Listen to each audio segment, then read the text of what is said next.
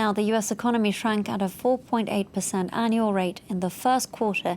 Now, that's its biggest contraction since the 2008 financial crisis, and even steeper than what economists had anticipated. Now, here's our business editor, Kate Moody, with the latest. Kate, thank you so much for being with us.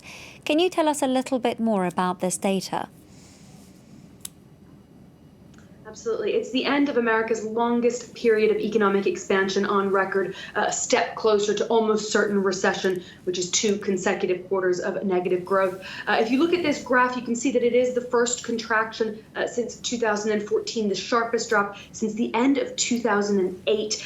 In the last quarter of 2019, GDP grew at 2.1%, and until the beginning of March, most analysts had expected growth of around 2% for this period. There had been some signs of a slowdown, of course, as the coronavirus took hold in parts of the globe like China and impacted U.S. companies. But U.S. states only began closing down in the last 3 weeks of that 3-month period. And most analysts say that the worst damage is actually likely for the second current quarter. GDP growth is, of course, the broadest measure of economic activity, but we've seen sharp slowdowns across the board in retail, construction, manufacturing, and the labor market. 26 million Americans have lost their jobs in the past 6 weeks. Okay, of course, it's also a big day for the aviation industry, with a number of companies announcing both weak profits and job cuts.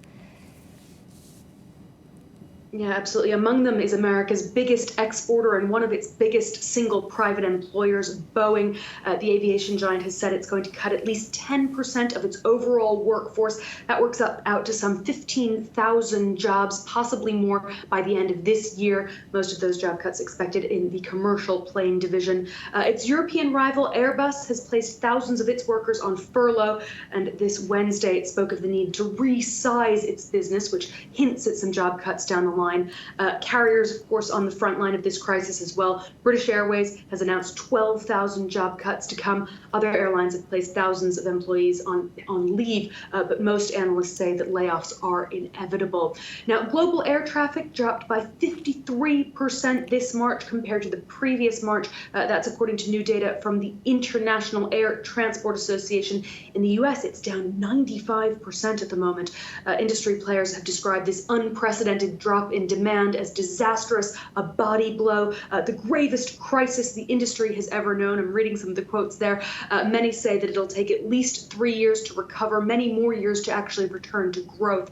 And that's why many players are negotiating emergency bailout packages from governments around the world to bolster those emptying coffers. Boeing reported first quarter losses of $641 million. Airbus lost 481 million euros in the first 3 months. Both of those giants scaling back production as well. It's also worth remembering how many smaller companies are affected in this chain. Thousands of suppliers contribute to every single aircraft. Among them, GE, General Electric, which reported an overall 8% drop in its revenue for the first quarter, and that's largely linked to its struggling aviation unit. Kate Moody, our business editor there, with that update. Thank you so much for being with us.